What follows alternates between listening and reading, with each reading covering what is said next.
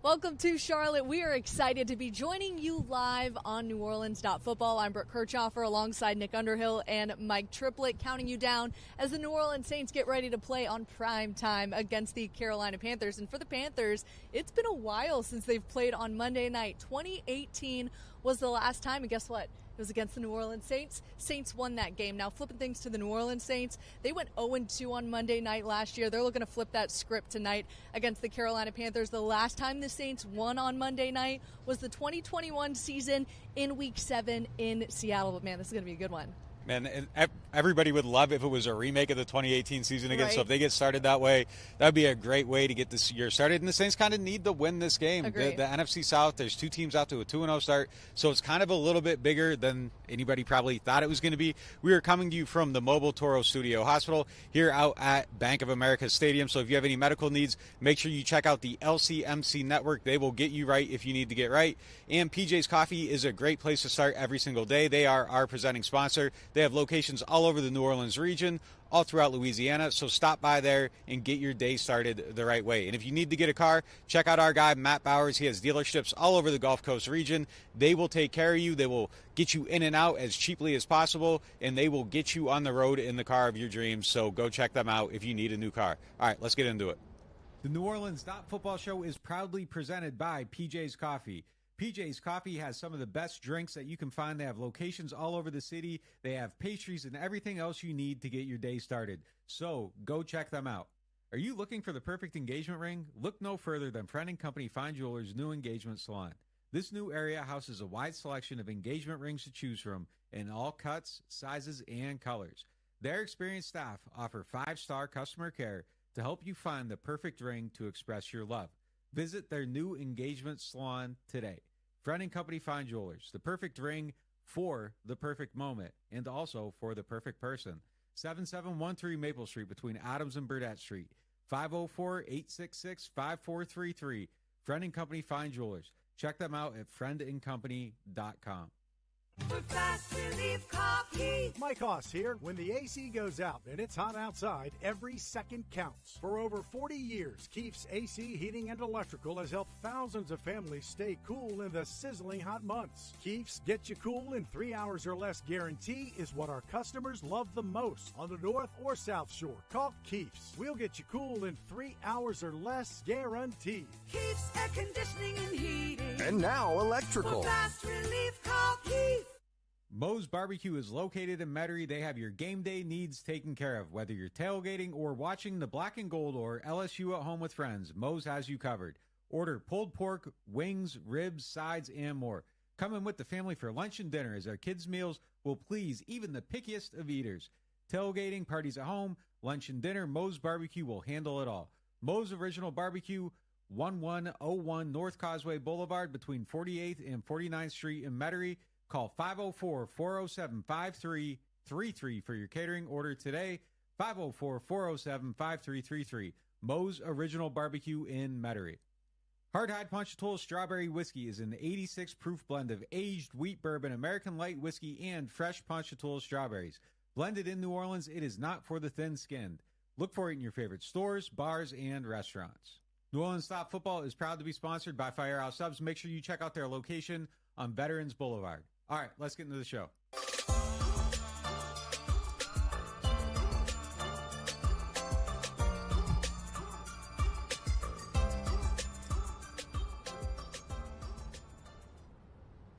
Let's get into our lead topic presented by Friend & Company Fine Jewelers. They are home to a brand new engagement salon with a beautiful and wide selection of engagement rings. And while you're there, ask them about their fleur-de-lis earrings and necklace that you see I have on now. They are specially priced for our NOF audience. All right, let's get into the lead. Look, it begins and ends with the run game. Again, we're talking about it now that it looks like Kendre Miller, in my opinion, won't play today because of what I saw this week in practice. He didn't get around as well as we expected him to be. He still had that hamstring heavily wrapped. He also had the knee brace on the other leg. So if it's not going to be Kendre Miller tonight and it's just going to be the Jamal Williams show again, can the Saints effectively run the football? Yeah, sometimes guys are listed as limited, but they don't look limited, and sometimes guys look limited and they are listed as limited.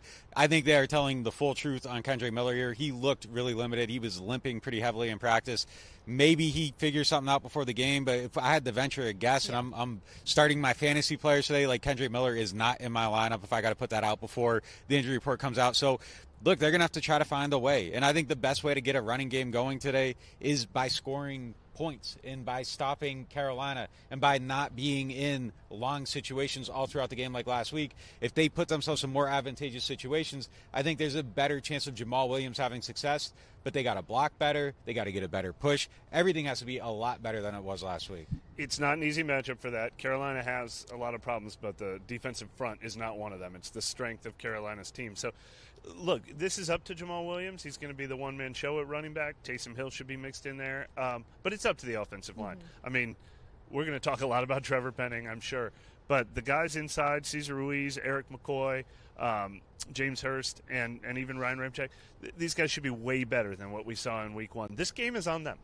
Yeah, as we know, Alvin Kamara is still serving that 3-game suspension. He will be back for Week 4. And when he comes back, maybe the Saints' red zone numbers will be a little bit better. Derek Carr struggled in the red zone in Week 1, only capitalizing on 1 of 4 times in the red zone. Can he be better this week, Mike?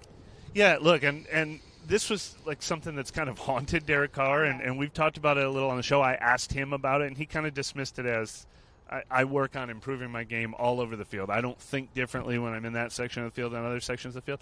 And all of that makes sense to me, but he has this weird history of not finishing the job in the red zone. He's only had, I think, 30 touchdown passes in the season once. We all think he should be able to do that easily this year. He did have the great touchdown pass to Rashid Shaheed. Almost had 2. If you look at certain photos that were going around all week of whether Rashid Shaheed's knee was down, I don't see any reason why he can't. He certainly has the receivers and the tight ends to be effective in that area of the field. But, again, that's something that's going to be under a microscope until he proves different. Yeah, it was really 1 of 3 because at the end of the game, it's the end of the game situation. And if you look at the pressure, like I can't blame Derek Carr for this game. You go back through it, saying it was Derek Carr, you're like people that were going nuts about it, they're box score scouting and they didn't actually watch the game. Correct. Like you look at the pressure, you look at him on the move, you look at the reason why these things failed, then it's kind of like, well, that's a team failure. It's a little bit hard to put it on one individual. I think he's going to be a little bit better in that area of the field, but before he gets on the other side of this, he's going to have to actually take action to exonerate himself from it. You need to see the success, but I'm not knocking him for the way last week played out. And you and I were a little bit critical. Remember the first time, their first trip to the red zone, he missed Michael Thomas, who, when you just look at the play itself on Next Gen, I mean, Michael Thomas looked wide open, but it doesn't take into consideration, too, the pressure in Derek Carr's face, and, too, in a moment like that, I'm almost okay with you throwing it away and getting the points rather than a potential interception, right? Yeah, and he definitely had Mike on that play. There were a few times in the red zone. Mike had had 2 touchdowns. The other time, well, maybe not 2 touchdowns, but there was another play, too, where Mike ran a curl and Carr got hit as he was throwing the ball. So Mike was getting open down in that area of the field. And I think if you have Mike Thomas open in the red zone, like at some point he's going to start getting the ball, and it's going to make life really, really easy. That is the whole point of Mike Thomas. That's why we were all watching to see how he would come back. It was just kind of like, well, if Mike can do his thing in the red zone, like it doesn't matter the rest of the field because he'll be such a valuable asset. He's been good everywhere, and he's getting open down there. Carr's going to find him eventually. I think it's going to be all right. Yeah, and look, a name we didn't mention last week, Jimmy Graham, or we mentioned him reviewing the game, but he was not involved in the game. He's supposed to be a red zone specialist. Obviously, we know what Juwan can do. Foster Moreau has caught a lot of touchdown passes in the red zone from Derek Carr. So, you know, they have all these options at their disposal. It just can't be 3rd and 15 when they're in the red zone. All right, let's get into the key matchups. I've been looking forward to this one. This is one I have been circling personally on my notes, the Brian Burns versus Ryan Ramczyk matchup. If you're watching this game, look, I know you're going to be wanting to watch the ball as soon as it's snapped. Just take an eye onto where Brian Burns is going to be, and that's going to be the big question in this game. Look, Brian Burns rushed almost entirely against the right tackle last week. He had 2 sacks against the Falcons last week, and he had 12.5 sacks last year. But when he's played against the Saints, Brian Burns has predominantly rushed against the left tackle. He's only matched up against Ryan Ramczyk 33 times in 5 games and recorded 4 pressures on those plays. No hits, no sacks. And that's my biggest question. If you're game planning for the Saints right now, I'm putting Brian Burns on Trevor Penning's side, right? So you were in your bag on these matchup stats. That's crazy. So 33 times in 5 games. Yeah. So that's rare. So they've typically attacked the other way. And you're right. Last week he was over the right side almost the whole entire game. They stick with that. I know they changed their scheme a little bit. It'll be interesting. But if you're watching this game as a Carolina coach and you aren't saying we are getting the dog of our defense on the other side of the line against a guy that had a lot of trouble blocking, I think that you are being too married to your scheme. Like at some point you got to take advantage of your matchups. I think that we probably see that. I think you have to go off script, but I don't know. It could be a surprise. What's interesting is this has been a big topic in Carolina, too. They recognized it, just watching and doing their research on how much Trevor Penning struggled. It's a question that's been asked to the coaches. They played it close to the vest. But one thing about Carolina is there's some faith in Justin Houston here. He's a 34-year-old free agent, obviously was one of the best in the league. But he's got the fresh legs, the early season. He only played 27 out of 50, 52% of the snaps, only 27 snaps last week. But he, even at age 34, he had 9.5 sacks last year. He's kind of a situational pass rusher. So that's not a free pass for the other guy that's not getting Brian Burns. And if Justin Houston can be effective against Trevor Penning, then they don't have to automatically make that switch. So, it's a lot on Trevor Penning's plate. It's a lot on Ryan Ramczyk's plate. That has to be a no-fly zone to make Carolina have to think the only place they can attack is against Trevor Penning. And look, there's some new faces on offense for the Carolina Panthers. This one, we'll get to the first. There's 2 new faces we're going to break down in our matchups. The first one, Saints know him well, Adam Thielen. How is he going to perform against Alontae Taylor? More importantly, how is Alontae Taylor going to handle Adam Thielen, who, as we know, veteran, he's talented. Some of his numbers, he has 32 receptions for 429 yards and 2 receiving touchdowns in his past 4 games against the Saints. He has found some success against New Orleans. He will be aiming now for his 5th game in a row against New Orleans with 7+ receptions. For me, this is really an opportunity for Alontae Taylor to solidify himself as a true slot corner and show that he can be capable. Well, Brooke, you just took us from, I think, the most unfavorable matchup for the Saints to one of the most favorable. This Carolina receiving corps has got a lot to prove. They did not have a receiver last week with more than 2 catches. Their leading receiver, wide receiver, was Terrace Marshall from LSU with 2 catches for 23 yards. Those are great stats that Adam Thielen's had against the Saints in the past. He hasn't been that Adam Thielen in a little while. He's got a lot to prove if he's still going to be effective. The top receiver last week for Carolina by far was tight end Hayden Hurst, and the Saints usually dominate matchups against tight ends. Their linebackers and their safeties can handle that matchup. So Bryce Young's going to have trouble finding people he can count on against this Saints secondary. So Alontae Taylor's going to be the guy that he might try to pick on because he's the least proven in the Saints secondary. But after they looked so good last week, I think that is the most favorable matchup for the Saints in this game. They still got to cover him, though. You know what I mean? Like, you could still show up at any time. And the weirdest thing about Adam Thielen, he was the Lattimore killer. Like, he was the guy that always got – him and Cooper Kupp were the 2 guys that, like, he just was not very good against. So it's kind of interesting. Hopefully he stays in the slot and Lattimore doesn't have to take care of him because that's, like, one of those weird little blips on his career, like, where he's had issues. But, yeah, I think they win this in the secondary very easily. You mentioned the young quarterback in Bryce Young. Didn't have the outing he would have probably liked to have against the Atlanta Falcons. Really struggled. And on the flip side, the Saints safeties were incredible week 1. In my opinion, I think the Saints have an opportunity to tee off against a rookie quarterback in Bryce Young. But how do you see kind of this shaping up specifically, too? We know Dennis Allen loves the disguised looks. I think they're going to probably make Bryce Young and the offensive coordinator in Carolina crazy during this game because they're just not going to be able to figure out this defense. Yeah, one thing they're really good at is just kind of holding their looks until the very last minute. And I think that's what they're going to do in this game. They're going to just make the picture as cloudy as possible for Bryce Young, try to make him decipher everything after he snaps the ball, still have him out there trying to figure out where the safeties are going to be, what coverage they're in, and they're just going to try to make it as muddy as possible. And the longer you can do that, the easier it is to rush him, the more likely it is he makes a mistake. And you have all these veteran players in the secondary. They know how to do that. They can be organized. This really should be kind of like the coup de grace type of game for Dennis Allen in his ability to disguise the coverage. Yeah, we've talked about that a lot, that you don't just blitz rookie quarterbacks. You're almost doing them a favor when they blitz because then they only have one decision to make to get the ball to their hot read. But this game is very similar to last week against Tennessee. They need to put this game in Bryce Young's hands by stopping the run. Carolina, even though they lost last week to Atlanta, were very stubborn with the run. Miles Sanders had 18 carries for 72 yards. Chuba Hubbard had 9 carries for 60 yards. That's 27 carries for their two main running backs. They stayed stubborn with it. They're going to stay stubborn with it in this game. The Saints have to stop the run early, so Bryce Young is facing 3rd and 7, 3rd and 10.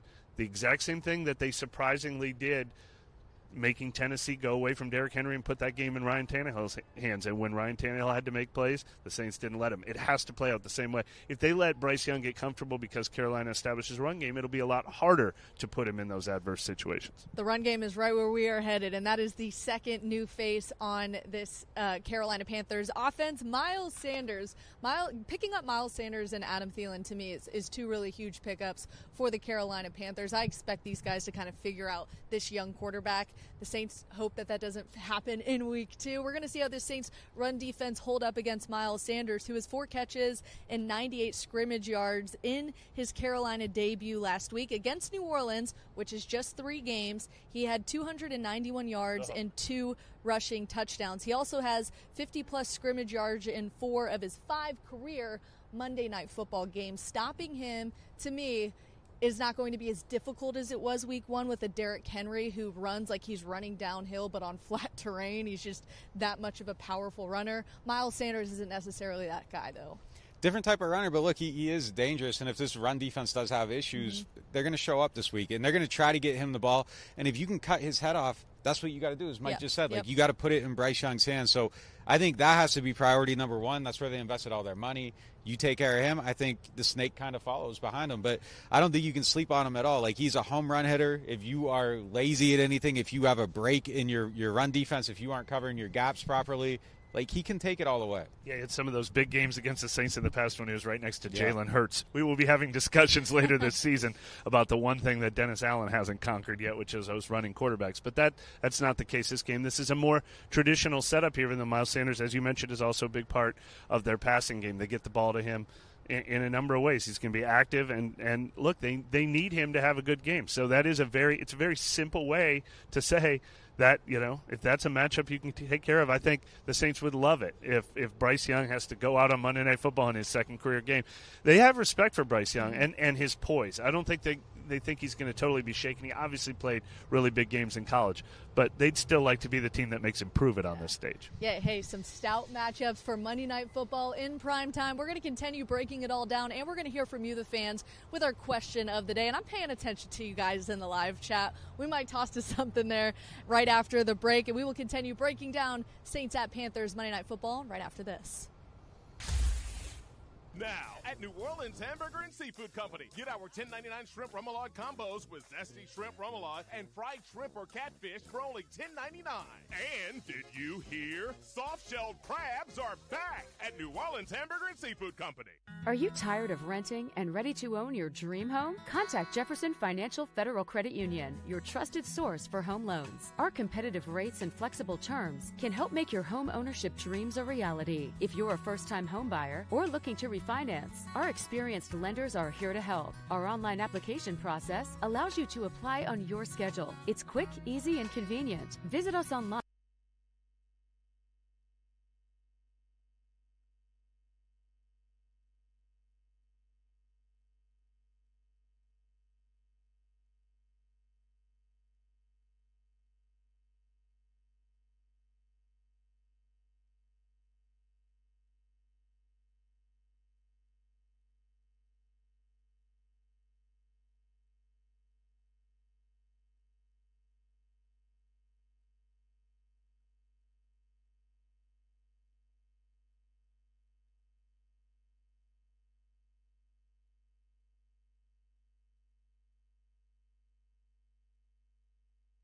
Spirits, gourmet food, gift baskets, catering, and tasting events. They have many locations, so they're never too far away. You can check them out in Metairie, New Orleans, Mandeville, and Baton Rouge, or if it's more convenient, you can always shop online. Whether you're a wine novice or a seasoned collector, you'll enjoy the Martin Wine and Spirit experience.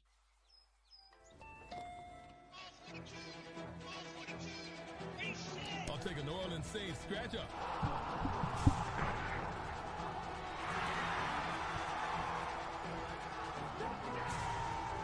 Play New Orleans Saints from the lottery. Just scratch, fold, and punch your way to winnings. Punch your ticket with New Orleans Saints. Win up to $100,000. Enter our second chance drawings, giving you a season to smile. Welcome back to the Mobile Toro Hospital Studio live in Charlotte. Excited to be joining you guys live on NOF for the first time with this new group. We are going to be rolling out some new things as the season goes along, so be sure to like and subscribe on YouTube. We appreciate your support. Now look, Saints haven't played very well here in Carolina. It gets to our moment presented by New Orleans Hamburger and Seafood Company. Carolina, been a really tough spot to play for the Saints in recent years and the source of a few breakdowns. They lost 22-14 last year, 26-7 the year before. So what do the Saints have to do to avoid the trap tonight? Man, they gotta. I know it's been a house of horrors here. Ugly it games. Is horrible. Like the low points of these seasons. Last year was like hope completely evaporated. And it was a Jameis Winston injury. We find out before the game that he's playing with a broken back. We find out after the game that he had a pretty serious foot injury that he was playing through. Then they go to London and things kind of collapse there. So it's kind of been the Jenga block of every season where it's just like, oh, man, all these things that, like, hope blossomed in summer and fall came in Carolina, and they just kind of tripped and stumbled their way out of here every single year. They got to try to just, keep summer going for a couple more weeks here, keep everything in bloom. I think they will. I think things are set up for him to do it. Derek Carr, I think, is exactly what they need at quarterback. So they just need to not take this game lightly. But I think after last year, the way that season went, I don't think there's any chance the Saints are taking any game lightly early in the season. They know what's at stake. They know how quickly things can fall apart. They want that taste out of their mouths. They barely won last week. Nobody's feeling good or overlooking anyone this week. When I picture those games, too, I picture the quarterback being under constant duress, constant pressure. The one where half the coaching staff was out with COVID a couple years ago, and I think Eric McCoy missed that game. Was he the only offensive lineman out? But it was the entire game under duress. And that's what they have to avoid in this game. We're going to talk about the offense. We're going to talk about the offensive line probably 4 different times in 4 different segments. But it's worth talking about the entire time. The Saints' offensive line needs to come in here and do its job, because that is when you're in trouble. Look, Derek Carr is the 10-year veteran, but it's going to be loud in here. It's going to be a Monday night stadium. They need to make sure that they're keeping pressure away from Derek Carr in this game so it doesn't look like those last 2. Yeah, speaking of the moment, let's take a quick moment to just acknowledge the NFC South. The Falcons are 2-0. The Bucs are 2-0. The Saints are going to try to go 2-0 tonight against a solid Panthers team. They did lose in Week 1, so they're 0-1, looking to get back in the win column. But did we underestimate this division heading into the year a little bit? I'm not buying it yet. I mean, it's week 2. Yeah, it's week 2. I tweeted this last night. The Bucs started 2-0 last year, finished under 500. Bengals started 0-2 last year, finished 12-4. Like, we don't know what's real yet. Before I start worrying about Desmond Ridder and Baker Mayfield, I just need to see a little bit more. And look, maybe they do prove to be better. I think Bijan's obviously the very, very real deal for Atlanta. I think they might be fun to watch. Yeah, they might be explosive in some ways, but at some point your quarterback has to win you games. We saw that with the Saints last year. You can have good skill players, but at some point the quarterback has to go out and execute. Mm-hmm. I'm not betting on him yet, but yeah, I mean, maybe it's slightly better, maybe it's not. I don't know. It's week 2. Nothing is real yet. We got to week 4, week 5, week 6. If they're still rolling, sure. I think Atlanta has kind of played out, and I got to watch pretty much that whole Atlanta game yesterday since we've got a Monday night game here. And they fought and they won a close game against Green Bay, but it played out. I mean, a Green Bay team that was very injured. Their key players were out. Yeah, they're going to count on their run game, and they don't want both of their wins. Their win over Carolina was the same way. Desmond Ridder did just enough. Tampa Bay's the one that's taken me by surprise. I thought Tampa Bay was in it for Caleb Williams this year. I didn't know what they were doing, but Mike Evans seems like a man on a mission. Baker Mayfield seems to know how to get him the ball. So the fact that Tampa Bay did keep veterans here and there like Mike Evans and Chris Godwin and Levante David, maybe they're trying to be more competitive this year than I thought. We're going to see them in 2 weeks. All right, let's get to our Martin Wine and Spirits question of the day. Martin Wine and Spirits is home to a wide selection of hand-picked barrel select bourbon, whiskeys, and more. All right, our question comes from Germany. Who Dat Germany asks, why didn't we use Taysom Hill more last week with the lack of running backs on our roster? Can we expect more of his usage? Are his lack of numbers an indicator that he's getting treated as our backup quarterback and Winston being our number 3? Loaded question. Yeah. Let's start with the first part of this is, why didn't they use Taysom Hill a lot last week, and can we expect to see more of him tonight? Yeah, well, I was going to dismiss the second part of that question. I don't think that it was because they're saving him as the backup quarterback. We talked a lot about his designation as a quarterback. He is their third-string quarterback. If somebody gets hurt, he will be the backup quarterback, especially while Jay Kaner is suspended. But that had nothing to do with it. I mean, the problem with Taysom Hill, I think sometimes maybe you should try to force-feed Taysom Hill more. We've talked about this a lot in the past. But he's a extension of the run game, and a lot of times when a game script is not going a certain way, you abandon the Taysom, so to speak. And last week's game script was not going great for the Saints. They had very few 2nd and 5s, 3rd and 3s, 3rd and 2s. Like the whole Taysom section of the playbook, they were in 2nd and long and 3rd and long that entire game. Now their passing game got them out of it, but because they were not in many advantageous situations to use a lot of the Taysom package that they like, I think maybe they should have force-fed it to get the run game going, but I also think he's been so game dependent, and that was no different. Yeah, will you be surprised if he doesn't get like 6 or 7 carries? It depends on how Jamal Williams is running the football, to be honest with you. If they can get push and Jamal Williams can be the guy, I'm fine with waiting to see Taysom Hill when they're closer to the red zone, which I think that's he's better used in that area of the field than if they're like at the other end zone and trying to flip the field. Taysom Hill's just not that guy. He's better used closer to the red zone. Yeah, I mean, that's a good point, too. Like, he can be a battering ram down there this week, too. Yeah, so you just got to be – and it's all about the situations. Like, is it 3rd and long or is it 2nd and long? Like, if you have manageable situations, you can bring out Taysom, and that's how he kind of gets going. I want to see him, get a handful of touches, though. They're just at their best when he's involved in the game plan. So figure out a way to do it. Get creative with it. Start Derek Carr under center, motion him in, start Taysom under center, motion Derek back. Like, whatever you got to do to just create some movement, I think that's something that they can do. And if he's in there and Pete Carmichael's feeling confident, Mike wrote a great story about, like, how he can be more creative. If Pete is feeling good about the game, get as creative as possible because Taysom really is kind of that chess piece that can allow you to do everything and open things up. It drives me nuts when it's 3rd and 3 or 3rd and 2, and Taysom isn't at least on the field. Yeah. Like there was a situation last week. Like, that's kind of unforgivable. Until NFL defenses prove they can stop him consistently, you should be at least trying. He's got to get stopped 3 times before I go to something else than Taysom on 3rd and 3. But at the very least, he needs to be out there to stress the defense. Well, that's where I've been paying attention to this live chat since we're doing our question of the day. Let's throw in a question here. Sam Hollins asked a good question based on the stuff we're talking about. Do you think Carmichael has more confidence in himself as well as the quarterback situation after dipping into sweeps, etc. last week?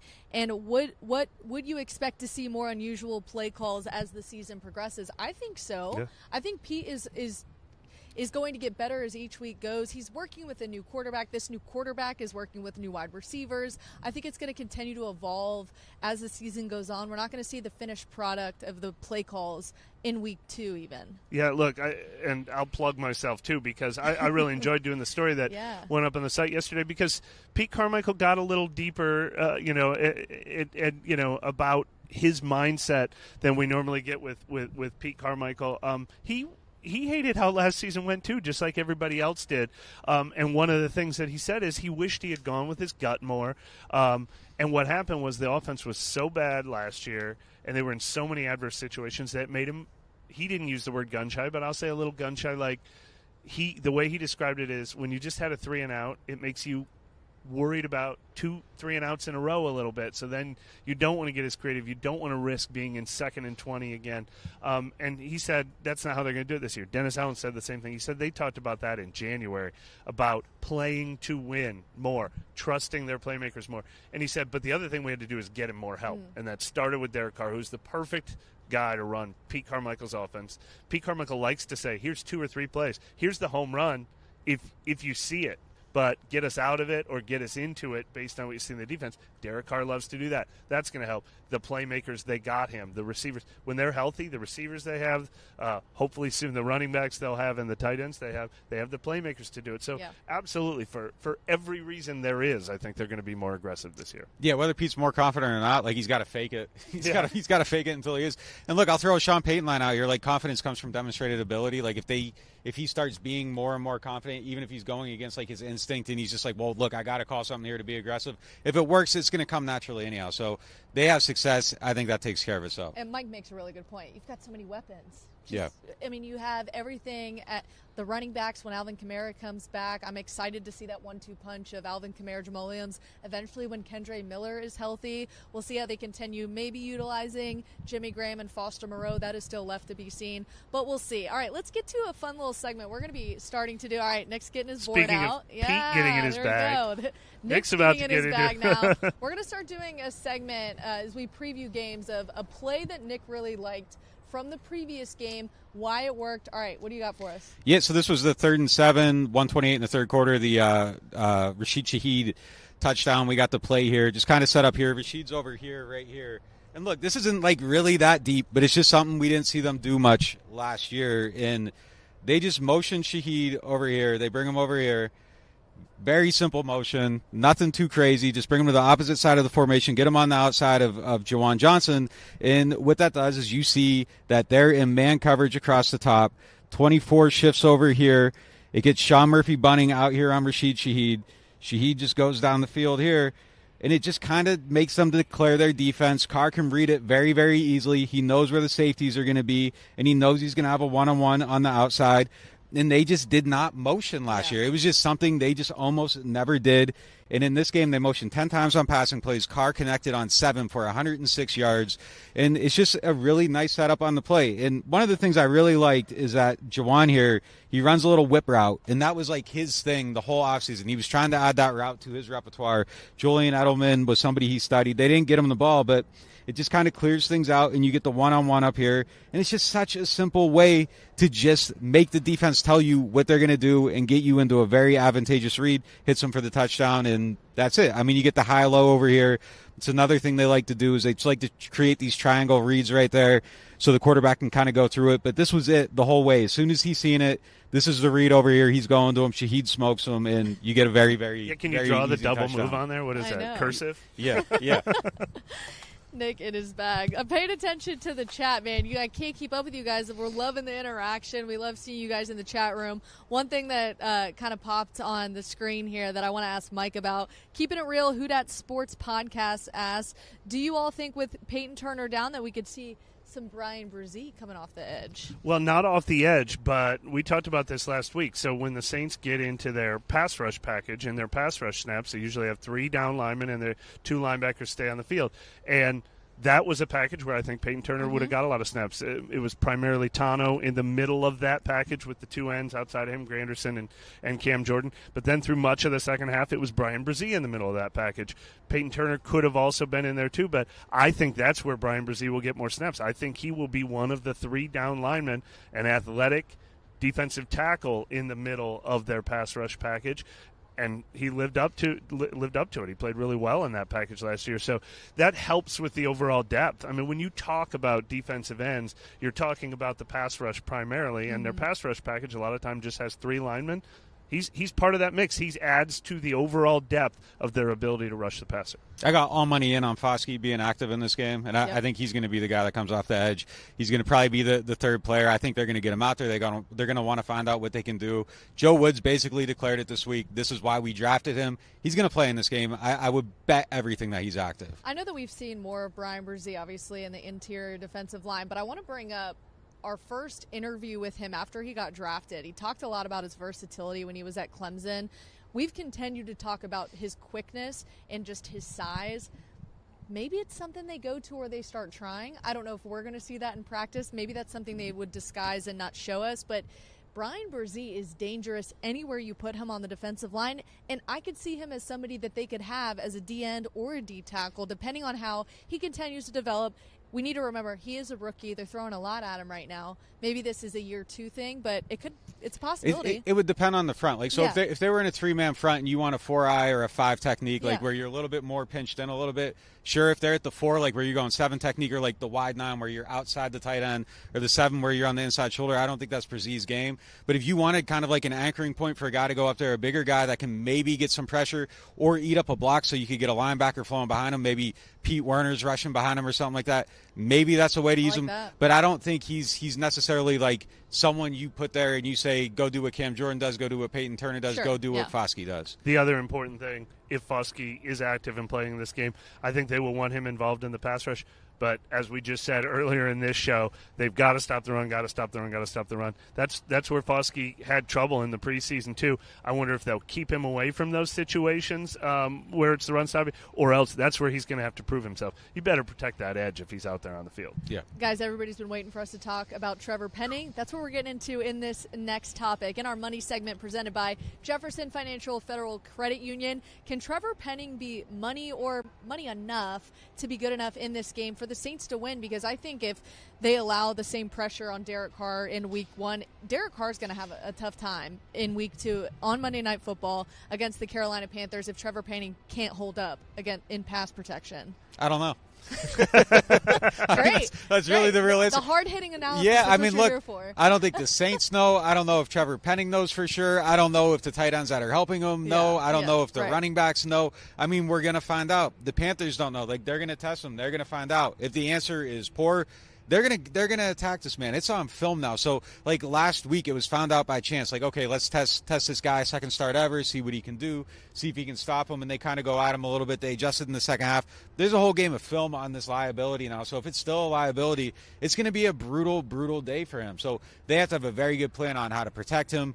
It's going to slow things down in the passing game. That's why I think you throw Burns at him, because if you can throw Burns at him, like, you have to put 2 guys on that block the whole entire game. Look, Houston might be able to win it, but like, Burns is a different animal. So if you can turn it into a 10-on-11 game, I think you kind of have to try to figure that out a little bit. So it's going to be a very, very tough day for him if he's not ready. We're going to find out. I think what the Saints are going to do, obviously they'll do some things like help chip in with tight ends on that side. But I think the Saints are going to be very, very motivated. We just talked about Pete Carmichael being aggressive, but I think they're going to be very motivated to avoid 3rd and longs and to avoid times where Derek Carr has to long developing plays where he has to stay back in the pocket. I think we're going to see a lot of quick passing game and where Derek Carr gets the ball out before the pass rush can get to him for 2 reasons. 1, he's not getting sacked, but 2, they'll take some 5-yard passes, and they'll take some passes to the running back, and they'll take some passes to Michael Thomas and the tight ends so that they're in 2nd manageable, 3rd and manageable. The worst thing that happened last week was not just Trevor Penning getting beat by the speed rush, but it was constantly 3rd and long, and so the defense was able to tee off with a speed rush. That's what they've got to avoid tonight. Do you guys throw Andrew Speed out there in like a jumbo package at times? Like, you get a 6 offensive lineman out there to kind of help. I think they'll try all of that. Absolutely. I'm just not sure I'm confident yet in Andres Pete. I'm not sure if Andres Pete is confident in himself. Look, we watch all these practices, and in the last few weeks, Andres Pete just hasn't really looked like himself. He's kind of off to the side when the 1s are in, and then when the 2s come in, and he's still kind of standing there. I even asked Nick, I was like, is he sick this week? Because he was kind of standing off to the side. He was. Coughing a little bit. We don't know if that's the case, but he just doesn't look as confident as himself after this injury. And look, he lost his starting job, so I think we're going to see a player who is a little maybe disgruntled in practice or frustrated with himself, not necessarily frustrated at the coaches. I think they made the right decision in putting Left Hurst in there. But here's what I think we're going to see. We're going to see a lot of Juwan Johnson as an extension of the offensive line. He might not love that. We saw he was on the injury report this week with a calf injury. I don't think that happens if he was not an extension of the offensive line. But to me, he's going to give the best help. Yeah, he might. Look, I think it's going to be a big game for Foster, too. They might get more snaps for him. I think you see probably more of Adam Prentice coming out of the backfield and kind of just getting a hit on whoever's out there and trying to provide a little bit of help. I think they got to throw everything at it, though. Like, you have to find a way to just buy yourself a little bit more time. And even if it's like a quick game, like, you still need that help, and you can still maybe extend the play just a little bit so you can get somebody out into their pattern and get the ball to them. And here's the other thing. I think we mentioned this earlier in the week. Trevor Penning is sort of a like emergency situation as a pass protector, but I think he can become a positive influence in the run game quickly. We've seen him do that already in the NFL, even though he started 1 game last year. So that's another way for him to maybe get more comfortable, is to start being effective as a run blocker too, which is the one thing we thought he was going to be able to do from day 1 this season, and wasn't very strong in that area last week either. Yeah, we'll see. He declined interview requests all week, so I don't really know where he's at. We'll see. We're all going to find out. Yeah, maybe an angry Trevor Penning is better in week 2. That's what we continue to say. Because remember when he was first out here, anytime like the guys maybe got under his skin, he played so well in those training camp practices as a rookie. So I don't know what it's going to take, what they're going to do pregame to get Trevor Penning ready, but I'm excited to see it. All right, let's get to our picks. Nick, who do you have winning this game and why? I'm taking the Saints. Look, you said it on the last one. I think it's just the setup is perfect for them to come out here and just win this game, make plays in the secondary, get some turnovers. I think they'll confuse Bryce Young quite a bit. I like the potential of the offense. All they really have to do is kind of make sure they aren't an open hole on the offensive line. I think they're going to probably figure out a way to at least slow that down, allow Derek Carr to make some plays. And look, if Trevor Penning isn't playing well, like, just go out and get in a fight or something. Like, do something. Like, do something. He was called a mauler at one point. Let's maybe get back to that. Yeah, we used to see him fight all the time. Like, get pissed off and punch somebody. I don't know. Just do something that you got, whatever you got to do to make a contribution. Isn't this the Tampa Bay Buccaneers game plan every week? This is how to beat the Saints. Cause a fight. Oh, man. Take away their best player. Take away one of our best players. It'll work out better for us. I'm picking the Saints to win this game too, and even to cover the spread. But I'm not like going overboard. I mean, I think they can scratch and claw and get out of in a divisional opponent on the road on Monday Night Football and take that however they can get it. If it has to be boring, if it has to be controlling the clock, if it has to be, winning time of possession, I'm fine with any way it takes to win this game because, as we've said, it's been a house of horrors. That's the only thing keeping me from thinking that this is a real advantageous matchup. 7 of the 8 matchups, I think, favor the Saints, other than that Carolina defensive line. How about you? I think it's a missed opportunity for the Saints to go 2-0 tonight if they squander this opportunity. You're going up against a rookie quarterback who is rattled after week 1, and I think the Panthers are facing an even better defense in the New Orleans Saints. If their defense continues to perform and the takeaways and we talked all week about how Joe Woods has really gotten these guys up to speed of seeing like where the opportunities are for the interceptions. I wouldn't be surprised if they have one more interception than last week. Remember, there was 3 picks in week 1 against the Tennessee Titans. 4 interceptions. Did I just get a 4 interceptions prediction? Interceptions. I don't think that's out of reach, and I don't think that's crazy to think based on the wide receivers aren't necessarily proven yet. Bryce Young isn't necessarily proven yet. I think they're going to get a lot of pressure on Bryce Young, so I think you're potentially going to see a lot of goose eggs up in the air. And look, these guys are going to be hunting. I know Tyrann Mathieu was not happy he wasn't a part of the interception party. I think he's going to be gunning for all of that tonight as well. Look, I caught the bar, the goose egg, the hunting, gunning. Like, I see what you're doing there. I'm with you. Look, I think they're going to get good turnout. Look, this is a game that should be tailor-made for them. You have a defensive mastermind as a coach. You have a secondary with a lot of continuity. They should go out here and be able to take advantage of this.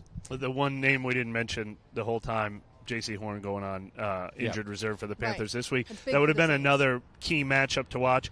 There's a team that just lost one of their 2 or 3 best players and definitely their number 1 cornerback who was going to already have his hands full with Chris Olave and Michael Thomas in this game. It's another place where the Saints should be able to take advantage tonight. Yeah, kickoff is set for 7:15 Eastern Time, 6:15 Central. We will have pregame coverage later right behind us in Bank of America Stadium, but keep up with NewOrleans.Football for all of the live updates. And thank you guys for joining us live. You guys have been an incredible audience in the chat. Thank you for joining us. I'm looking at 583 people right now that are watching us live. Hey, next time we're going to try to be on time.